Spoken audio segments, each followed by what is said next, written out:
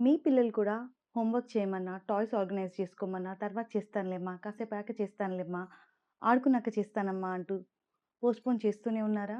అయితే ఈ స్టోరీ మీ పిల్లల కోసం మాత్రమే గాదు, మీకోసం కూడా. పిల్లలు మీలో ఎంతమంది అమ్మ హోంవర్క్ చేసుకో అనగానే, కాసేపు ఆడుకున్నాక చేస్తానులేమ్మా అని అనేవారు ఎంతమంది? మన కథలోని చిన్ను గూడా ఇలాగే అనేవాడు. ఒకరోజు సాయంత్రం చిన్ను స్కూల్ నుంచి ఇంటికి రాగానే స్కూల్ బ్యాగ్ అక్కడ పడేసి, "అమ్మ నేను ఆడుకోవడానికెళ్తున్నానమ్మా" అన్నాడు. అయితే వాళ్ళమ్మ, "నాన్న మరి ఆడుకోవడానికెళ్తానంటున్నావు హోంవర్క్ ఫినిష్ అయిందా?" అంటే, "లేదమ్మా వచ్చాక చేస్తానులే" అంటూ బయటికి పరిగెత్తాడట. అప్పుడు ఇతని బ్యాగ్‌లోంచి ఏదో కదిలినట్టు అనిపించిందంట. హహహా! అని సౌండ్ గూడా వచ్చిందంట. కానీ ఏది కనిపించలేదంట. తర్వాత తను ఆడుకొని ఇంటికొచ్చి నైట్ పడుకున్నాడట. అప్పుడు చిన్ను బ్యాగ్‌లోంచి ఒక గ్రీన్ కలర్ రాక్షసుడు బయటికి జంప్ చేశాడంట. అప్పుడు చిన్ను భయపడ్డాడట. "నువ్వెలా వచ్చావు నా బ్యాగ్‌లోకి" అంటే, "నువ్వు ప్రతిసారి నేను తర్వాత చేస్తానమ్మా, అప్పుడు చేస్తాను, ఇప్పుడు చేస్తాను అన్నప్పుడల్లా నాకు పవరొస్తుంది. నేను కొంచెం కొంచెం సైజ్ పెరుగుతూ ఉంటాను" అన్నాడంట. అవునా అని అనుకున్నాడట చిన్ను. కానీ నెక్స్ట్ డే మార్నింగ్ వాళ్ళ మమ్మీ టాయ్స్ ఆర్గనైజ్ చేసుకోమన్నదట. కానీ చిన్ను తర్వాత చేస్తానులేమ్మా అని అలాగే వదిలేసాడంట. అప్పుడు ఇంత చిన్నగా ఉన్న రాక్షసుడు ఇంత పెద్దగా అయ్యాడంట. ఆ నెక్స్ట్ డే తను పార్క్‌కెళ్ళొచ్చాక అమ్మ హ్యాండ్స్ వాష్ చేసుకోమనంట. కానీ చిన్ను కాసేపయ్యాక చేసుకుంటానులేమ్మా అన్నట్ట. అప్పుడు ఇంతున్న రాక్షసుడు కదా! చేరంత పెద్దగా అయిపోయాడంట. ఒక రోజుకి చిన్నుకి చాలా ఇష్టమైన తన ఫేవరెట్ కార్ దొరకట్లేదంట.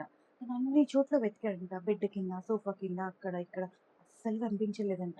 చాలా సాడ్‌గా ఫీల్ అయ్యాక చాలా మిస్ అవుతున్నాడట తన ఫేవరెట్ టాయ్‌ని. మన ఫేవరెట్ టాయ్ ఎప్పుడైనా కాసేపు కనిపించకపోతే మనం ఎంత మిస్ అవుతాం? అలాగే చిన్ను కూడా ఫీల్ అవుతున్నాడట. అప్పుడు వాళ్ళ మమ్మీ వచ్చి, "నువ్వు టాయ్స్ ఎవ్రీ డే ఆర్గనైజ్ చేసుకుంటే ఇలా టాయ్స్ మిస్ అవ్వవు కదా నాన్న" అన్నదంట. అప్పుడు చిన్ను కూడా నిజమే కదా అమ్మ చెప్పింది. చేసుకోవాల్సింది అని అనుకున్నాడట. అప్పుడు ఆ పెద్దగయిపోయిన పోస్ట్‌పోన్ రాక్షసుడు వచ్చాడట. "నువ్వు ఎవ్రీ డే ప్రతి పనిని పోస్ట్‌పోన్ చేస్తూ, చేస్తూ, చేస్తూ ఉన్నావంటే, చిన్న పని గూడా చాలా పెద్దగా, బల్క్‌గా తయారైతుంది నీకు.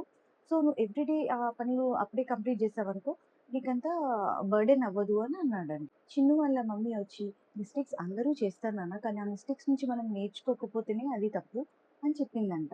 మనం పెద్ద పని చూసి భయపడకూడదు. చిన్న, చిన్న స్టెప్స్ వేస్తూ ఆ పనిని స్మాల్ పోర్షన్స్‌లో కంప్లీట్ చేస్తే పని కంప్లీట్ అయిపోతుంది. మనం గూడా ప్రౌడ్‌గా ఫీల్ అవుతాము అని చెప్పిందంట. చిన్ను వాళ్ళ మమ్మీ గూడా తన దగ్గరకొచ్చి కూర్చొని, నాన్న ఒక మనం 5 మినిట్స్ హోంవర్క్ చేసుకుందామా అని అడిగిందంట.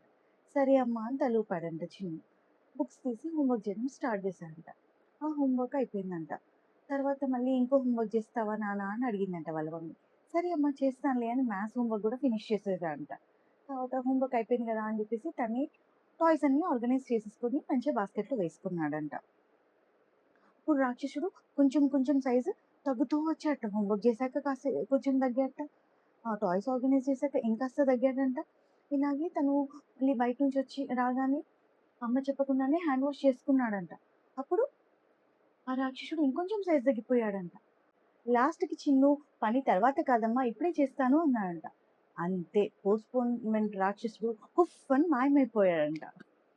ఆ రోజు నుంచి చిన్ను ఒక మ్యాజికల్ సీక్రెట్ నేర్చుకున్నాడు. అదేంటంటే పెద్ద పనిని చూసి భయపడుతున్నావా?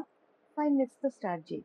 పని కూడా చిన్నగవుతుంది, ఈజీగా అవుతుంది, కంప్లీట్ కూడా చేయగలుగుతాము. పిల్లలు మీ ఇంట్లో కూడా పోస్ట్‌పోన్‌మెంట్ రాక్షసుడున్నాడా? అయితే ఇకపై ఏమనాలి? ఇప్పుడే చేస్తారా? తర్వాత చేస్తారా? పిల్లల బాధ్యతని ఒక్క రోజులో నేర్చుకోలేరు. ప్రేమతోటి, చిన్న చిన్న అలవాట్లతోటి రోజు చేస్తే సాధ్యమవుతుంది. ఒక చిన్న మాట ఇప్పుడే చేస్తాననేది వాళ్ళ లైఫ్‌లో చాలా చేంజ్ తీసుకొస్తుంది. ఈ కథలోని చిన్ను మీ పిల్లల్ని గుర్తు చేస్తున్నారా? అయితే మీ పిల్లలు ఎక్కువగా ఏ పనిని పోస్ట్‌పోన్ చేస్తారో కామెంట్స్‌లో చెప్పండి.